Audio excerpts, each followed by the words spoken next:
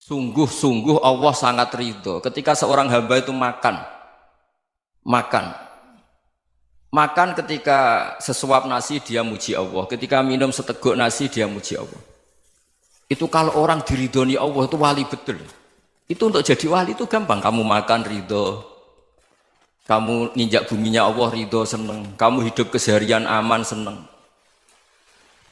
Nah ini supaya sampai kita semua ngaji betapa panduan Rasulullah untuk menggapai ridho Allah itu banyak yang keseharian sekali.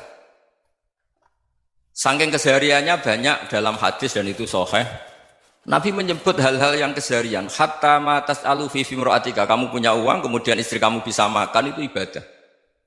Bahkan sebagian ibadah itu dicontohkan Nabi yang akhirnya diprotes sahabat. Yaitu wafi buti ahadikum sodakoh, kamu menggauli istri kamu itu ya sodakoh. Sampai sahabat bilang yang benar ya Rasulullah.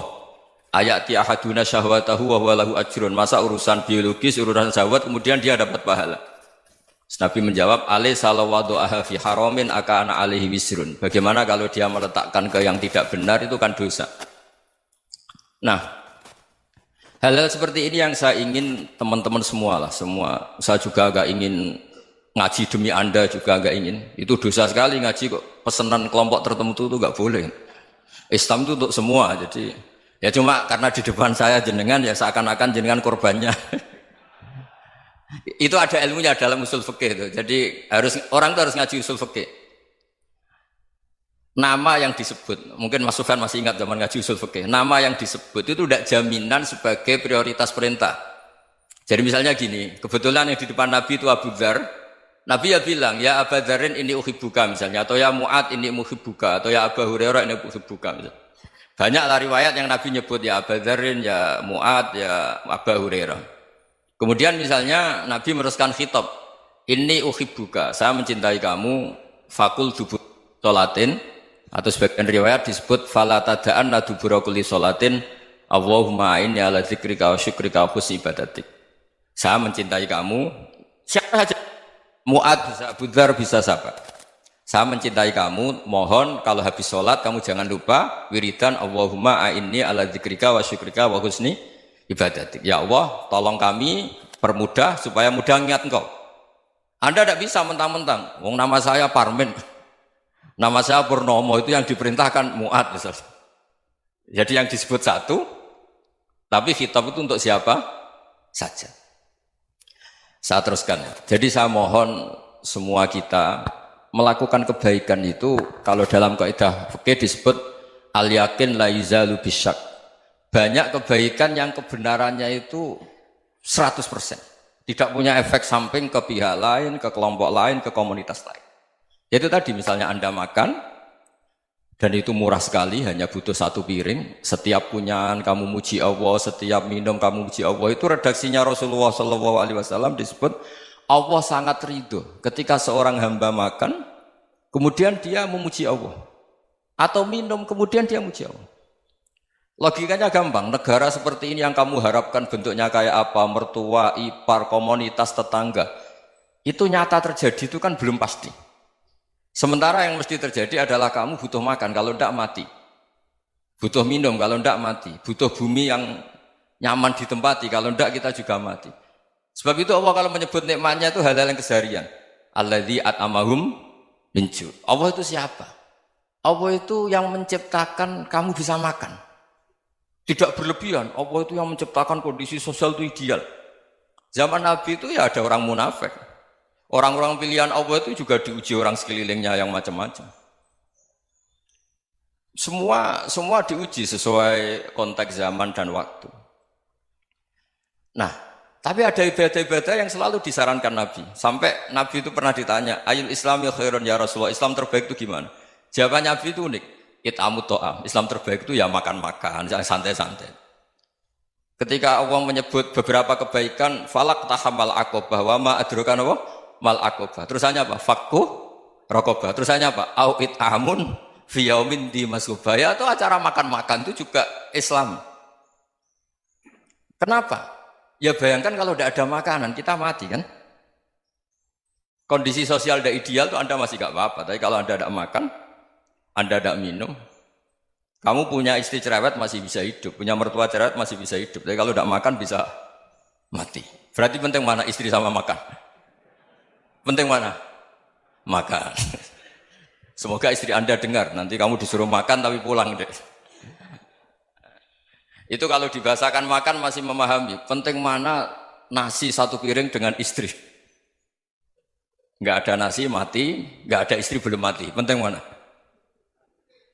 Gak berani jawab kan? Nah, ternyata Anda ada garang kan di depan istri. Jadi saya mohonlah, mungkin Mas Sufyan Sauri tadi yang bisa bantulah. Teman-teman tuh ngaji yang keseharian saja. Karena kita nyari ridha Allah itu berdasar firman Allah. Dan firman Allah itu menyebut keseharian tuh riang, gampang. Yaitu tadi misalnya wa min ayatihi manamukum bil laili wan nahar. Termasuk ayat-ayat Allah itu kamu tidur. Maka dulu itu ada guyonan, ada tokoh Mu'tazilah, kelompok dalam Islam yang berpikir manusia itu bisa menentukan ikhtiarnya sendiri. Karena saya bisa duduk, ingin berdiri, berdiri. Karena kelompok ini nggak terima kalau semua kehendak Allah, nanti bagaimana kalau semua kehendak Allah kok ada hisab ya, ada sanksi. Lucunya itu dia akhirnya ini cerita ya, mencintai seorang perempuan cantik sekali. Dan itu dia menjadi ahli sunnah itu oleh hal-hal yang sepele. Karena istrinya cantik, ya namanya suami istri itu hubungan intim. Terus ditanya, Mas masih ingin lagi? Masih. Silahkan diulang lagi. Wah ya tidak bisa. Katanya manusia bisa menentukan yang diinginkan. Itu tobat itu. Itu nggak bisa ditobatkan Mas Sufyan Ats-Tsauri. Orang cantik yang mudah nobatkan orang itu orang cantik. Segampang itu. Akhirnya kita tahu, makanya kalau dalam kitab Hikam itu disebut al-aqil mayyakul madza yaf'alu wa hubi wal ghafil mayyakul madza af'al. Orang yang punya akal karena sadar ini wilayah Allah, semua milik Tuhan. Itu dia tiap hari berpikir, besok Allah akan melakukan apa terhadap dunia ini.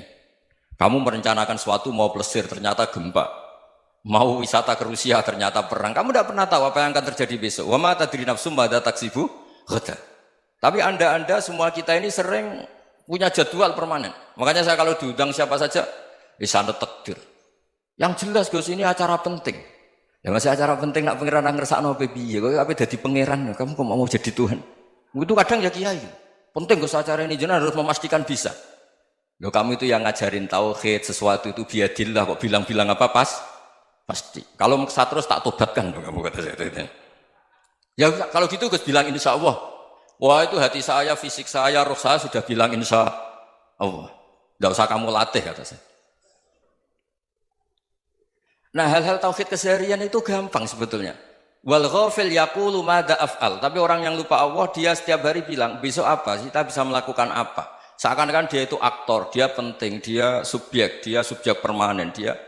Padahal kita ini hanya objek kehendak Allah Subhanahu wa taala.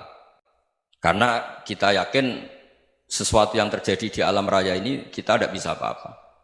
Makanya saya sering ngaji, sering bilang saya, ketika Anda mensifati Allah, Dia yang menghidupkan. Sudah itu tanamkan sehingga ketika kita mati santai saja. Kenapa santai? Allah punya cara menghidupkan kita. Zaman kita hidup juga gak tahu caranya ngelola jantung, ngelola paru-paru. Kamu juga gak tahu ngelola oksigen yang tidak beracun, tidak mengandung polusi. Tahu-tahu hidup. Gak ingin tua ya tahu-tahu tua, gak ingin mati tahu-tahu mati. Selama ini kita hidup juga gak tahu apa sebetulnya. Hanya gaya tok, punya jadwal, punya planning. Kalau kamu bisa menentukan pilihan Anda, pasti Anda istrinya cantik, 4 neriman semua, kona'ah semua. Nyatanya enggak kan? Ada 1 jelek, cerewet. Oh itu kan, nyatanya enggak bisa apa-apa Anda kan? Dan kamu bawa mati lagi. Itu kan, istri Anda juga gitu, punya keinginan, punya suami yang ganteng, yang jabat, yang neriman, yang enggak poligami. Ya enggak kesampaian juga. Kalau kita ngitung tingkat kegagalan kita itu gagal terus. Ya kan? Nah, terus ingat Allah. Madza yaf'alu wa bi. Orang yang punya akal selalu berpikir Allah itu menghendaki apa terhadap saya. Lalu sama-sama orang melihat orang yang serius. Itu kata Anda itu pemikir berat, serius. Senang punya tokoh yang merengut karena kamu anggap serius. Tapi sebagian orang anggap orang yang serius itu wong merengut, wong masam, wong muka kok ditekuk. Jadi sama itu hati ya muqallibal qulub tsabbit qalbi ala dini karena kita nggak tahu cara berpikir kita tentang orang lain, tentang sekeliling kita. Misalnya kita orang baik yang jenis ngrumat fakir miskin. Ada orang bangun masjid mewah itu janggal. Apa artinya masjid mewah kalau banyak orang kelaparan? Tapi kalau yang jenis pendidikan apa artinya masjid mewah kalau tidak bisa ngaji? Nanti yang jenis infrastruktur apa artinya ini kalau semuanya punya sudut pandang yang berbeda-beda. Dan Islam mengapresiasi semua kebaikan. Tapi katakan semua kebaikan itu adalah kehendak Allah Subhanahu wa taala. Karena apapun baik Anda itu pakai fasilitas yang diberikan oleh Allah Subhanahu wa taala. Sehingga ini yang disebut kulillah sumadarhum fi khawdihim yal'abun. Ya kembali tadi ke tema-tema bahwa keseharian Anda ini sudah Islami. Saat Anda tidak bisa melakukan apa saja. Saya sering ada jenazah, biasanya kalau tetangga meninggal saya sering disuruh ngelepas. Saya bilang orang ini baik. Karena sering ngelamun di rumah, sering nganggur di rumah. Ditanya sama anaknya, kenapa Gus nganggur baik? Ya kalau dia nganggur artinya juga agak berbuat sesuatu yang maksiat kan? Ya kan? Orang nganggur di rumahnya ya tidak bunuh orang, tidak maling, tidak korupsi, ya namanya nganggur di rumah. Lah cuma istri cara pandang nganggur gak menghasilkan uang gitu. Tapi juga gak menghasilkan kriminal kan? Jadi sebenarnya Islam itu makanya kalau sampai ngaji usul fikih itu ada kitab usul fikih namanya Lubul Usul, itu terkenal sekali di pesantren itu. Itu kalau ngapresiasi keseharian itu luar biasa. Izma min mubahin illa wa yatahaqqaqu bihi tarku haramimma. Karena keseharian yang mubah saat Anda lakukan itu ada kehebatan yang luar biasa, yaitu meninggalkan haram. Makanya dulu banyak orang-orang alim ketemu temannya itu guyon sampai semalaman. Itu biasanya yang semangat Islam itu kiai kok tidak tahajud, kiai kok tidak witir. Orang yang sedang mapan uangnya banyak, malam itu tidak kelayaban itu sudah luar biasa. Melawan nafsu supaya tidak maksiat itu sudah luar biasa. Supaya lupa guyon sama temannya semalaman sampai subuh.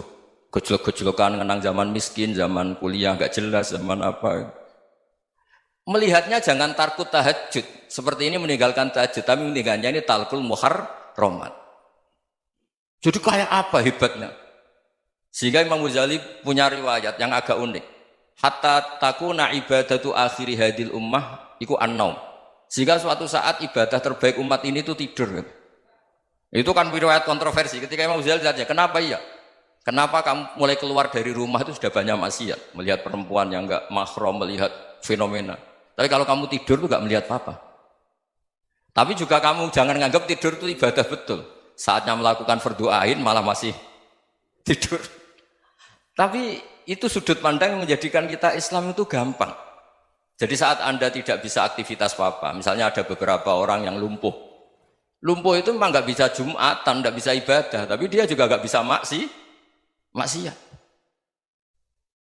Tidur itu memang Anda saat itu tidak bisa tahajud, tidak bisa witir, tapi saat itu ada zina, ada maling, tidak gosipkan orang, tidak bully orang, tidak menanamkan kebencian, tidak hasud. Sehingga tidur menurut Allah Ta'ala wa min ayatihi manamukum billaili apa? Wan-nahar. Karena di tidur itu selain ada unsur istirahat, jaga kestamina, juga ada unsur meninggalkan beberapa keburukan. Nah saya mohon ibadah yang keseharian ini kita jaga. Supaya kita semua baca ayat itu fasih. Fasih itu tertanam di hati. Allah itu siapa? Alladzi at'amahum min ju'i wa amanahum min khauf. Dan Allah kalau cerita di Quran itu anna sababnal ma'a sabba tsumma syaqqaqnal ardha wa syaqqa fa ambatna fiha habba wa inaba wa qadba wa zaituna wa nakhla wa hadaika hulba. Kamu tahu saya ini siapa kata Allah? Saya ini adalah Tuhan yang menurunkan air. Kemudian ada tanaman banyak. Habba wa inaba wa qadba, ada zaitun, ada tin, kalau orang Jawa mungkin ada tela, ada padi, ada mangga, ada pisang. Sudah. Wa inaba wa zaituna wa nakhla wa hadaika hulba. Ada perkebunan yang lebat. Tujuannya apa? Mata Allahkum, silahkan kamu pakai, kamu nikmati. Tapi karena kadang kita ini punya ide-ide besar. Tadi untuk syukur saja nunggu punya istri riman, rumah baik, tetangga baik, komunitas baik, semuanya baik baru syukur. Lama-lama nanti ada di surga, syukurnya nunggu surga paling kelas A. Itu sudah ada yang menghuni Rasulullah, kamu nggak boleh di situ. Masa untuk syukur saja? Repotnya Masya Allah.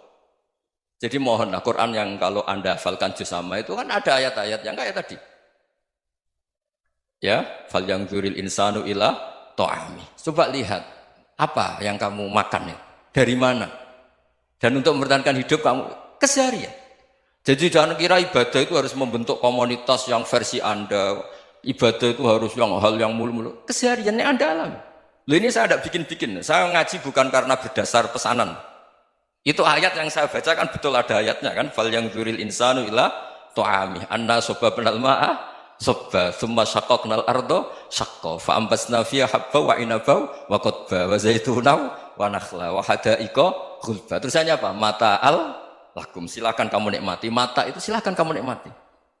Ya kayak sampean dikasih hidangan ya makan. Ya sudah makan. Habis makan ya minum. Habis itu ngantuk ya tidur. Ya sudah normal-normal saja. Kayak apa indahnya Islam. Tapi Anda mencari Islam yang gimana lagi? Nah itu yang diajarkan guru-guru kita, diajarkan sanad kita sampai Wali Songo, sampai Rasulullah SAW. Bahwa pada akhirnya ada jihad, ada perang. Itu dulu memang perang, bukan membunuh. Beda. Dulu kita dijajah Belanda ya perang, dan itu normal karena kita dijajah. Jadi ketika orang lain ingin baik sama kita, wa in ahadum minal musyrikin astajaroka ya fajirhu hatta yasma'a kalam Allah. Kalau mereka ingin baik ya kita baik. Makanya ada istilah mustakman, mu'ahad. Kalau mereka ingin damai, berdampingan dengan kemajmukan ya itu yang lebih baik. Karena memang Islam menghormati proses perdamaian. Wa in janahu lis-salmi ya fajnah lah. Kalau ingin damai